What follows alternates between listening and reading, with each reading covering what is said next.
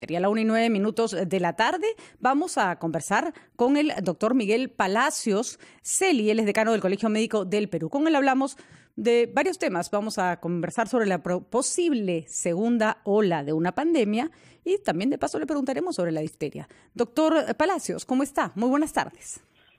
Hola Patricia, buenas tardes. Gusto conversar con usted, doctor Palacios. Le quería preguntar primero y rápido sobre su opinión sobre este brote, es decir, sobre este primer caso de difteria que estamos encontrando en el Perú después de 20 años. Sí, es correcto, Patricia, es un caso desde el punto de vista de la salud pública grave. A pesar de que aparentemente es un caso, ojalá que no haya otros por ahí que hayan pasado inadvertidos. Pero detrás de todo esto tiene que ver con una cobertura de vacunas que ya desde el 2019 ya estaba disminuyendo. En el año 2019 se tiene datos que la cobertura de vacunas estaba en alrededor del 70%, cuando lo ideal es que esas cifras oscilen entre el 85 al 95%. La pandemia lo que ha hecho es profundizar esa brecha que ya existía y que es también parte de un mal sistema de salud. Por lo tanto, hay que tomar las precauciones con otras enfermedades también, y es una alerta que supone ya conductas sanitarias por parte del MINSA.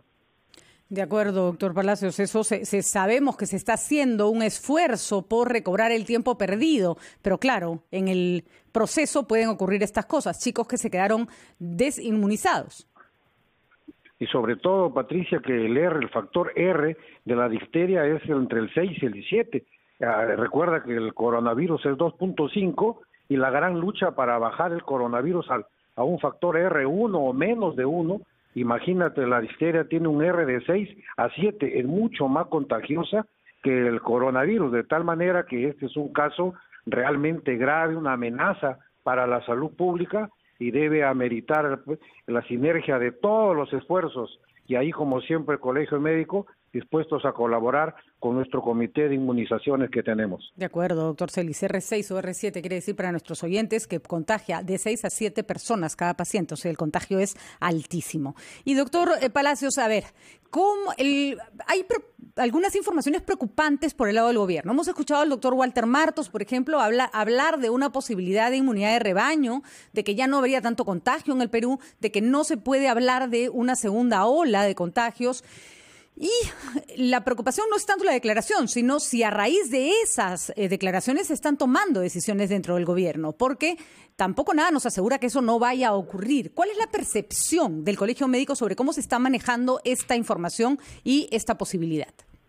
Sí, exacto, Patricia, lo que tú acabas de mencionar es lo correcto. El problema es que si yo digo algunos conceptos, algunas declaraciones, eso trae como consecuencia políticas concretas de acción desde el punto de vista sanitario.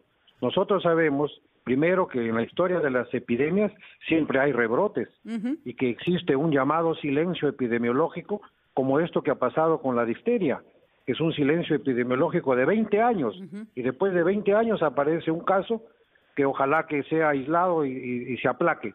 Pero en el caso del coronavirus, como estamos viendo en Europa, este silencio epidemiológico apenas ha sido de algunos meses, de tal suerte que si nosotros creemos que la inmunidad de rebaño, lo cual es falso, no existe ninguna inmunidad de rebaño, incluso los mismos datos del MINSA hablan del 35%, y que va a haber rebrote, va a haber, lamentablemente tengo que reconocerlo y decirlo, para el Colegio Médico, siguiendo la historia de las epidemias, va a haber rebrote, y el silencio epidemiológico da la opción de prepararnos, y ahí está el problema, que no vemos que hay una conducta realmente coherente en la preparatoria para una segunda ola.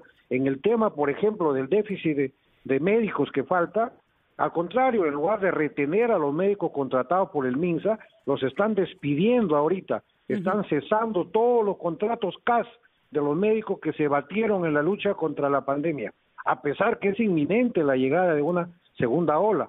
Ese es un detalle que a nosotros nos preocupa. Igualmente, faltan médicos, hemos reconocido en algunas especialidades, como medicina intensiva, emergenciólogos, familiares, etcétera, y sin embargo no se ha aumentado el número de vacantes para poder tener más médicos de esas especialidades en un examen que se va a desarrollar dentro de algunos días. Entonces ahí vemos que la conducta no es coherente entre lo que se dice y lo que se hace realmente. ¿cuál podría ser la solución para los médicos? Disculpe que lo interrumpí, doctor Palacios, porque no, con gusto. Entendemos que ante una situación en que el sistema de salud se desborda, se tienen que hacer contratos, aumentar el contrato de médicos. Sin embargo, esos médicos entendemos que fueron contratados temporalmente. Algunos piden nombramiento. Puede que el Estado no tenga dinero para nombrar a todos, pero hay otros. ¿Cuál sería la solución? Porque efectivamente, como usted señala, cesarles el contrato y mandarlos a su casa es una manera de creer que ya no los vamos a necesitar. ¿Existe alguna salida intermedia?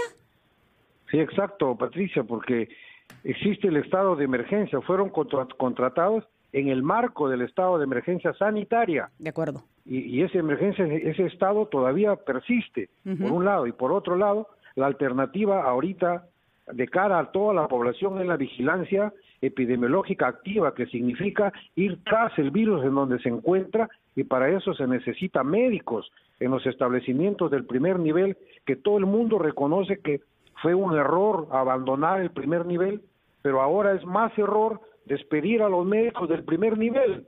Entonces deja a los establecimientos del primer nivel sin médicos para que hagan esa vigilancia epidemiológica activa, que es una herramienta para capturar el virus, aislar al paciente y cortar la transmisión.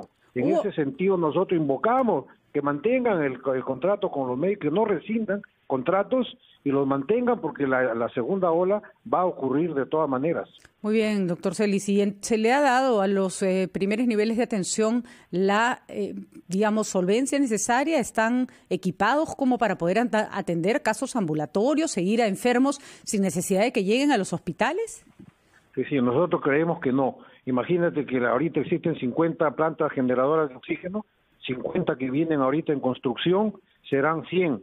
Y sin embargo las que se necesitan son 250, y creemos que deben estar también en el primer nivel de atención para evitar que todas las personas acudan a los hospitales y terminen congestionándolos y colapsándolos. Entonces ahí en el tema de